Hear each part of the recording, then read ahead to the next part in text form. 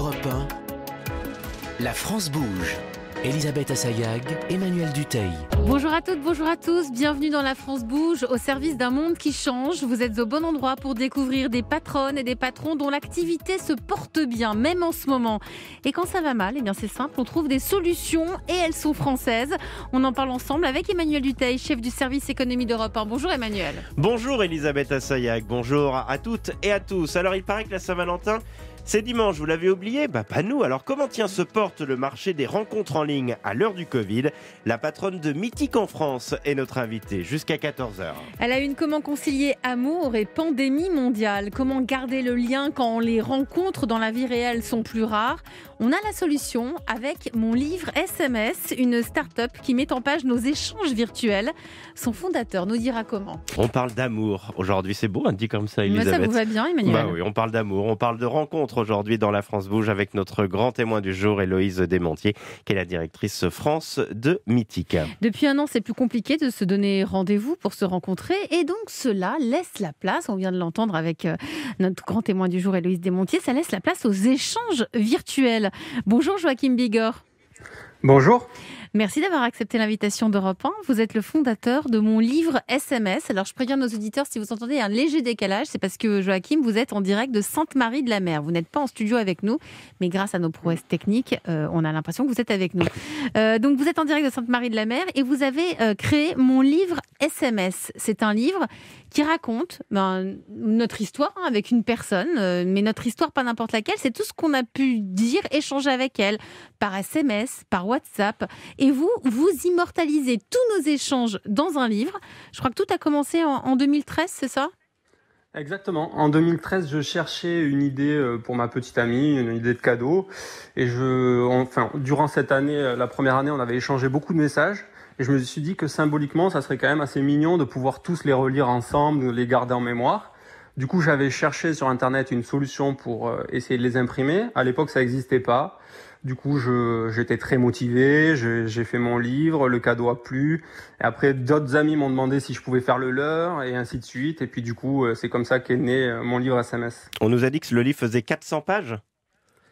Oui, en fait, les livres, ils font 400 pages. À l'intérieur, on regroupe à peu près 6000 messages. Et si par hasard, vous avez plus de 6000 messages, on vous propose plusieurs livres. Mais comment vous faites ? Vous respectez une chronologie ou vous éditorialisez, vous le transformez en livre ? Ou c'est à l'état brut ? C'est-à-dire, si je réponds web, vous le mettez sur le livre ? Oui, tout est retranscrit. En fait, c'est tout votre échange du début à la fin. On n'a pas permis la possibilité de supprimer les messages. Il n'y a pas de chapitre. Non, c'est tout comme sur votre téléphone en fait. Vous relisez comme sur votre téléphone, mais du coup ça a plus de charme parce que c'est quand vous relisez vos propres messages, vous vous rendez compte de plein de choses, ça vous rappelle plein de bons souvenirs. Et souvent on nous dit les messages anodins, ils sont un peu le ciment de votre histoire. Par exemple, il y a plein d'informations. Par exemple, c'est quoi un message anodin qui en fait veut tout dire ? Non mais ok, j'arrive, par exemple, vous vous rappelez qu'à ce moment-là, vous étiez à tel endroit, que vous attendiez, je sais pas, votre bus. Ouais, il y avait les papillons dans le ventre. C'est ça, exactement. Et la Saint-Valentin, c'est un moment fort pour vous, là, justement, de business, si on peut dire ? Ah oui, c'est le moment phare de notre activité. Après, on a Noël, mais parce qu'on a aussi les conversations de groupe, mais c'est vrai que la Saint-Valentin et les conversations amoureuses restent quand même la priorité. Mais alors, Joachim Bigor, là, c'est une année vraiment particulière parce que Héloïse Desmontiers, la patronne de Mythique qui est avec nous disait cette année on a beaucoup échangé, on a échangé beaucoup de messages. J'imagine que vous, la demande est particulièrement élevée cette année parce qu'on a pris le temps d'échanger par SMS. C'est vrai qu'on a eu beaucoup plus de conversations avec beaucoup plus de messages que d'habitude. Et aussi, on a eu des conversations de WhatsApp confinement. Alors, c'est quoi une conversation WhatsApp ? Des groupes de WhatsApp qui se sont créés durant le confinement, dans lesquels beaucoup de familles ou d'amis ont échangé. Et du coup, ils veulent en garder un souvenir un peu historique de cette période. Et on a beaucoup d'impressions de livres à ce sujet. Elisabeth le disait, vous avez vraiment débuté à industrialiser votre idée en 2014. Vous avez vendu combien de livres aujourd'hui ? C'est un vrai business ? Vous arrivez à en vivre ? Oui, on va se rapprocher, je crois. On n'y est pas encore, mais on va se rapprocher des 100 000 livres. Donc oui, on en a vendu. C'est beaucoup en 6 ans, 100 000 livres en tout cas, ça nous satisfait. Ça vous satisfait. C'est une belle progression. Vous avez levé des fonds aussi ? Vous comptez en lever ?